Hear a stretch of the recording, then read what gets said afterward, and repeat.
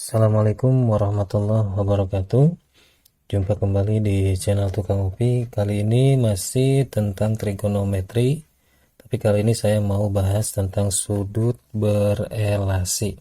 Nah, sudut-sudut berelasi ini biasanya sudut-sudut yang melebihi 90 derajat.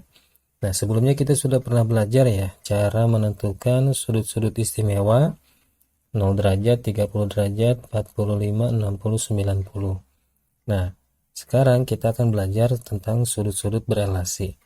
Perlu diketahui bahwa nanti sudut-sudut itu dibagi menjadi 4 kuadran. Nah, dimulai dari sini, ini disebut sebagai kuadran 1 ya. Sedangkan di sini kuadran 2. Di sini kuadran 3 ya. Di sini kuadran 4. Nah, di kuadran 1 ini sin, cos tangan, sekan, kosekan, kotangan itu semuanya bernilai plus. Berarti kita bisa tuliskan semuanya positif ya. Semuanya positif. Di kuadran 2 hanya sin yang plus ya, yang positif. Hanya sin. Di kuadran ketiga ini hanya tangan ya. Cuman tangan, berarti yang lain ya sin dan cos negatif. Di kuadran 4 ini cos yang positif ya. Nah, ini bisa kita hafalkan dengan cara membuat kalimat. Ada yang buat kalimat seperti ini. Semua sindikat tangannya kosong. Gitu. Itu untuk menentukan nilai-nilai positif di setiap kuadran. Atau juga ada yang bisa begini. Semua sinden tangannya kosong gitu. Semua berarti sin kos tangan positif, sekan kosekan kotangan juga positif. Di kuadran 2, sin doang yang positif, berarti cos tangan dan lain-lain negatif. Di kuadran 3, tangan saja yang positif, berarti yang lain negatif. Kuadran 4, hanya cos yang positif, berarti yang lain negatif. Nah, ini juga ada rumus ya.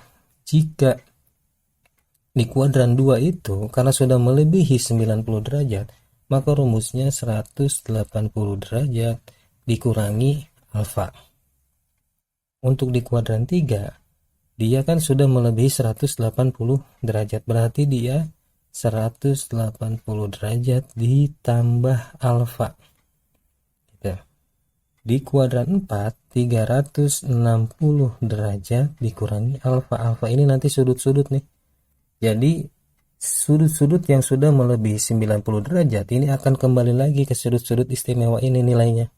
Ya, kita buktikan ya. Sin 30 derajat. Nah, kalau untuk sin 30 derajat kan masih di kuadran 1. Berarti ini bisa kita langsung tuliskan nih, ya.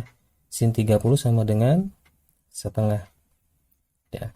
Kalau misalkan nomor 2, sin 120 derajat. Nah, ini kan sudah melebihi 90 derajat. Berarti dia ada di kuadran 2. Nah, caranya ya.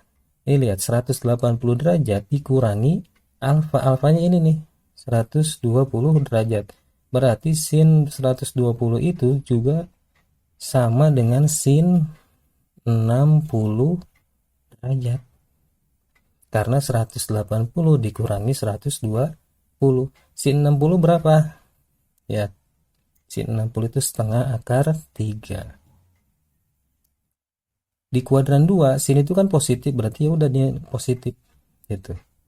Ya. Nomor 3, cos 120. Nah, 120 juga di kuadran 2. Berarti tinggal 180 derajat dikurangi 120. Ini juga sama dengan cos 60. Ya. Cos 60 berapa? Setengah. Dia kan di kuadran 2. Ya, 120 ini. Di kuadran 2 hanya sin yang positif, berarti cos negatif. Gitu. Jadi jangan sampai salah nanti. Hapus dulu. Ya.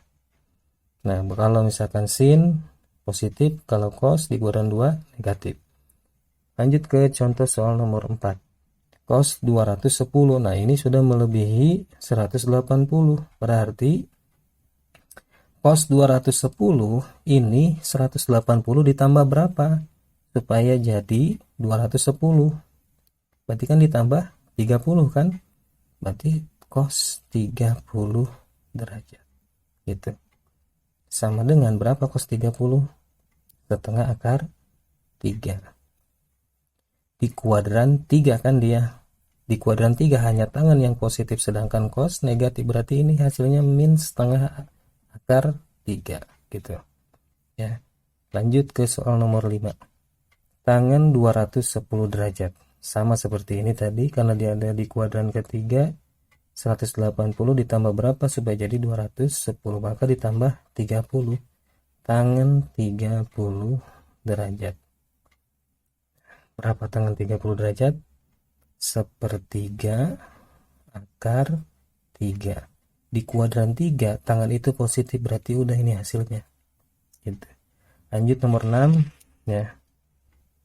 Sin 330. 330 berarti sudah melebihi 270, berarti dia ada di kuadran 4 ya.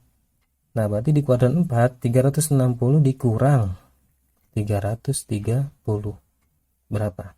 Berarti jadinya sin 30 kan, 30 derajat.